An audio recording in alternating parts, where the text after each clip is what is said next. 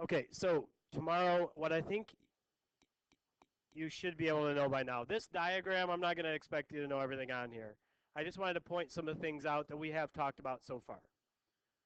Okay, so I think you should know um, epidermis, which is, and it's going to be matching, by the way. It's going to be letter U on this diagram, not necessarily tomorrow. Um, you should be able to label the dermis, which is T on your learning target sheet.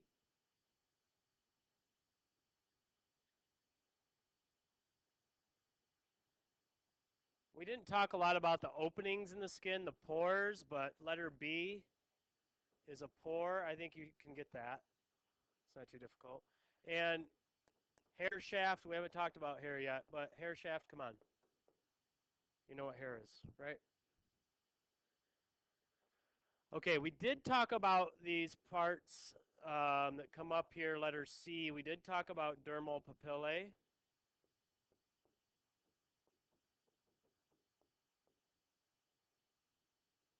I'm not going to talk too much about the free nerve endings or Meissner's corpuscles. We haven't talked too much about that.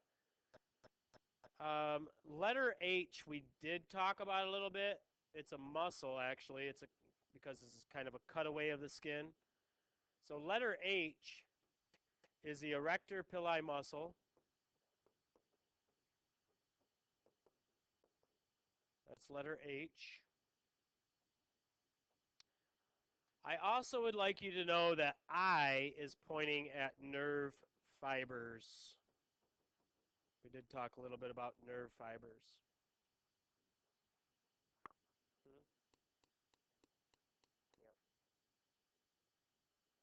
And then L and M, so it is going to be in black and white. L and M are just going to be listed as blood vessels.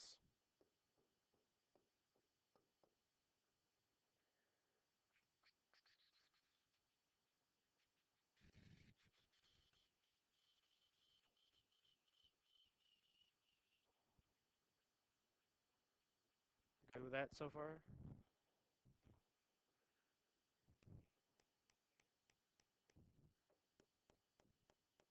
And that's it for the diagram. So that's what you should be able to match on the diagram. Okay? In 5I would also like you to be able to tell me the functions of skin. So number 3.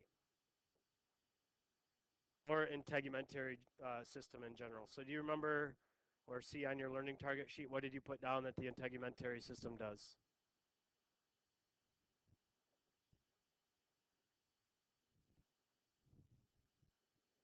Protects, yep.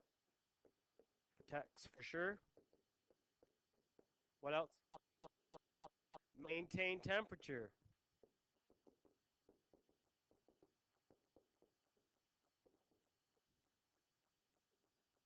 Sure.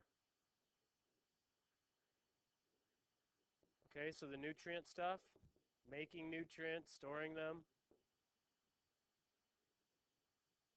sensory reception or sensitivity,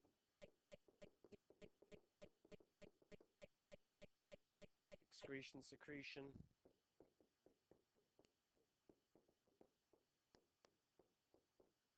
Oops, made a big little R. All right, so there's that. Easy enough, right? That's it for 5I. So all you have to do is, so match these ones that I wrote on the diagram, know the functions. It's just going to be a multiple choice question. All right.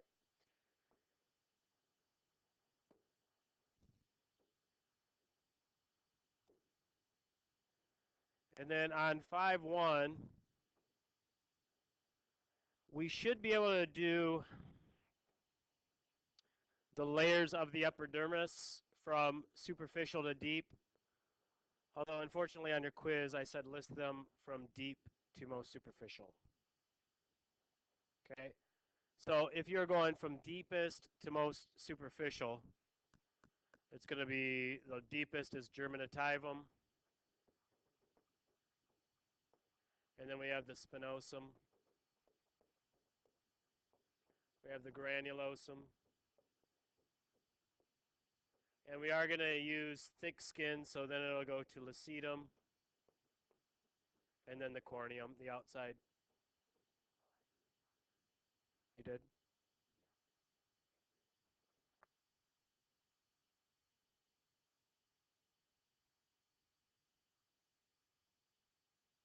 Just you listed the middle layers as intermediate strata, which is right. But you should know these individual ones because it will be another multiple choice question where you have to know the order of the intermediate strata as well. All right, and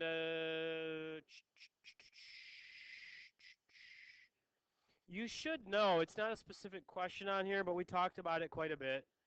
You should know that as cells in the epidermis get pushed towards the surface, they die.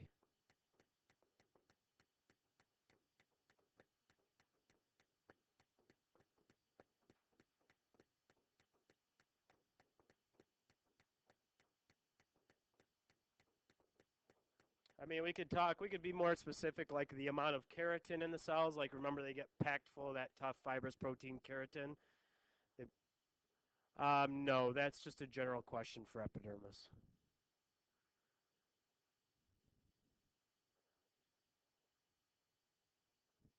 It kind of goes more with, I'd say, like 3.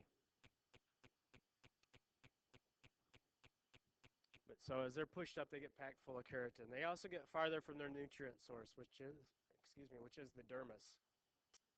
Okay, because the dermis has the blood vessels, epidermis doesn't, right? Am I right?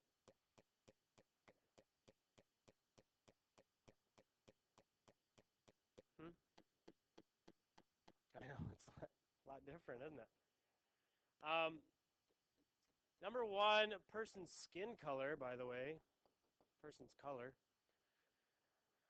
What two factors affect a person's skin color? So remember what I said about that. Please explain.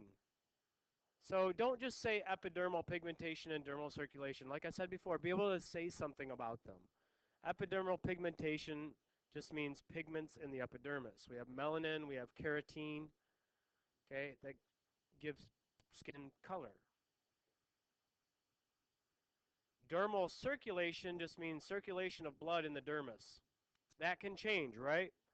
Like sometimes we can bring more blood to the surface, sometimes less blood to the surface.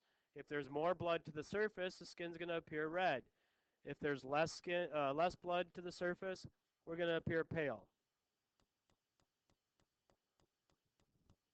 You should also know what melanin is. What does it do? It's a dark brown pigment.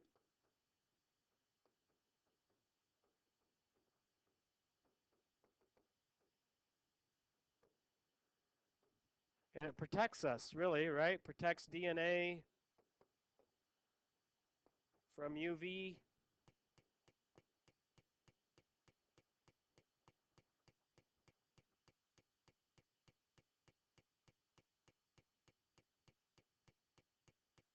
Number 6 there, that kind of goes along with number 1. Why do people become pale when they're cold?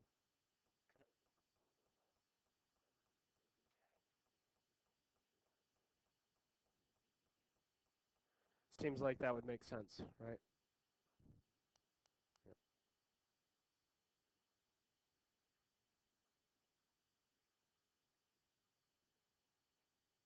You guys good with that? Still writing? Anybody still writing?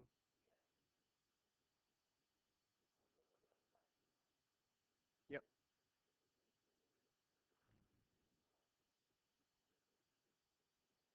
Yes. So number 6, that would be vasoconstriction. So constriction of the blood vessels, make them contract, they get smaller, which means less blood to the surface, which means they have a pale appearance. But that's part of like if you're talking about actually explaining dermal circulation, right?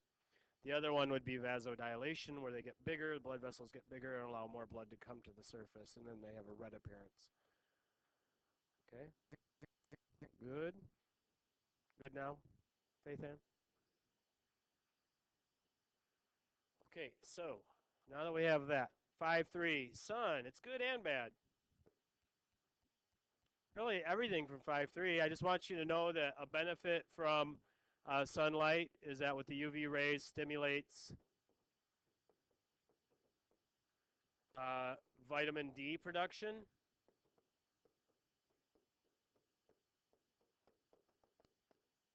Okay.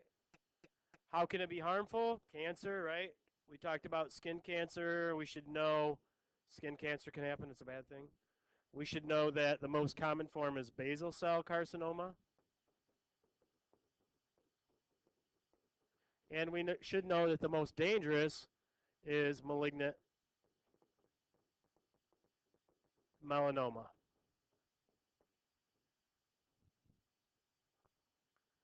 Okay, in 5.4, talking about the dermis. So this is the last section that we checked and took notes on. So this is, the quiz will only go up to 5.4. And the only thing I'm asking about this is let's talk about how the dermis connects to other body systems. Okay, let's talk about 2 or 3 different ways that the dermis connects to other body systems. Maybe we talk about how it has blood vessels. That's one obvious one. Okay, so we know that dermis has blood vessels, which would be cardiovascular system connection. Speaking of vessels, it also has lymph vessels. So that would be the lymphoid system. It also has nerves, nerve fibers. So that would be a connection to the nervous system. It also has glands. That would be a connection to endocrine. We even talked a little bit about the erector pili muscles, which would be a connection to muscular. So there's 5. We'll talk about at least 2 or 3 of them. All right. And that would be the quiz. All right. So that's what I expect you guys to know tomorrow.